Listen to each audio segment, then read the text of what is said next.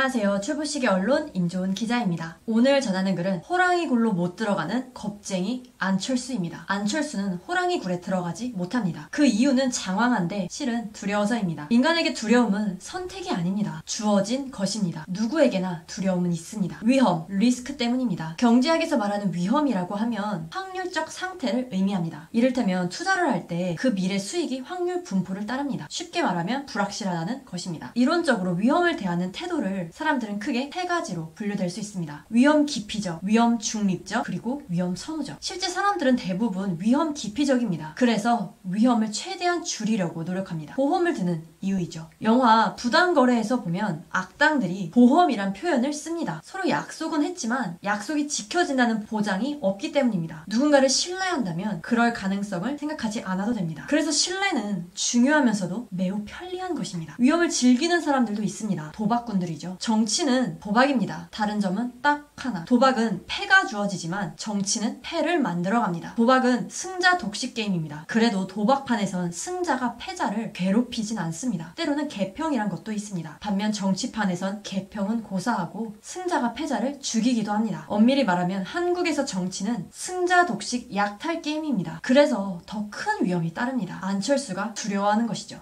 안철수의 독자 출마 선언은 비겁합니다. 패배를 두려워하지 않는 것처럼 말하지만 실제로 패배가 두려워서 독자 출마를 선언한 것이라고 볼 수 있습니다. 무슨 말일까? 힘든 싸움과 쉬운 싸움이 있습니다. 경쟁이 심하면 힘들 거라고 보는데 꼭 그렇지 않습니다. 전선이 분명치 않는 것이 더 힘듭니다. 그래서 본선보다 예선이 더 힘들 수도 있습니다. 올림픽에 출전해서 다른 나라 선수들과 경쟁하는 것보다 올림픽을 나가기 위해 국가대표 선발 경쟁이 선수들 더 지치게 할 수도 있습니다. 내부 경쟁이기 때문입니다. 외국과의 전쟁보다 내전이 더 힘들 수도 있습니다. 같은 편들끼리 치르는 싸움이기 때문입니다. 피를 나눈 형제라도 권력 때문에 갈라서면 사이가 더 험악해집니다. 이유는 피를 나눈 형제라서 그렇습니다. 정치성 문제가 생길 수 있어서입니다. 진짜 권력 투쟁은 내부 경쟁입니다. 정치도 마찬가지입니다. 대선보다 대선 후보 경선이 더 힘들 수도 있습니다. 같은 당원들을 상대로 지지 경쟁을 벌여야 하기 때문입니다. 홍준표에겐 지난 대선 패배보다 이번 후보 경선 패배가 더 쓰라렸을 것입니다. 그래도 홍준표는 다시 호랑이 굴로 들어갔습니다. 안철수는 불안합니다. 미래에 대한 보장만 있다면 윤석열 옆에 서고 싶을 것입니다. 이번 독자 출마를 통해 얻을 것이 없기 때문입니다. 하지만 그는 결단하지 못합니다. 내부 경쟁 때문입니다. 하지만 내부 경쟁은 피해 갈 수 없습니다. 권력엔 본래 확실성이 없습니다. 왕자들도 왕위를 쟁취하는 것이지 주어지길 기다리지 않습니다. 안철수를 아끼는 사람들 많습니다. 그들은 안철수가 결단하지 못하는 모습에 실망합니다. 안철수는 지금 당장 계산을 통해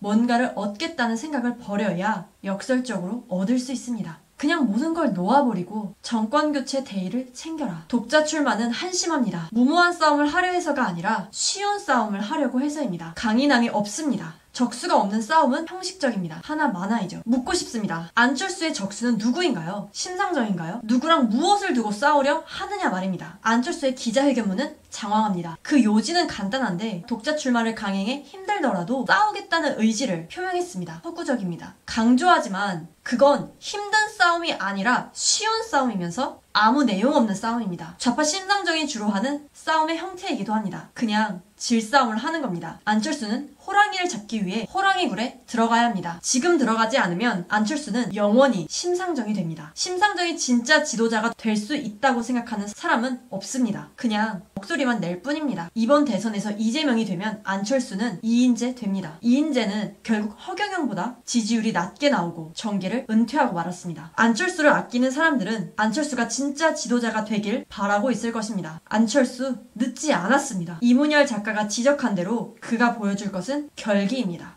인터넷신문 최부시계 언론은 언론다운 언론, 고품격, 클래스가 다른 언론을 지향합니다. 검색창에 최부시계 언론을 입력하시고 들어오십시오. 좋아요, 구독, 알람 설정도 잊지 마세요. 좋은 하루 되십시오. 임조은 기자였습니다.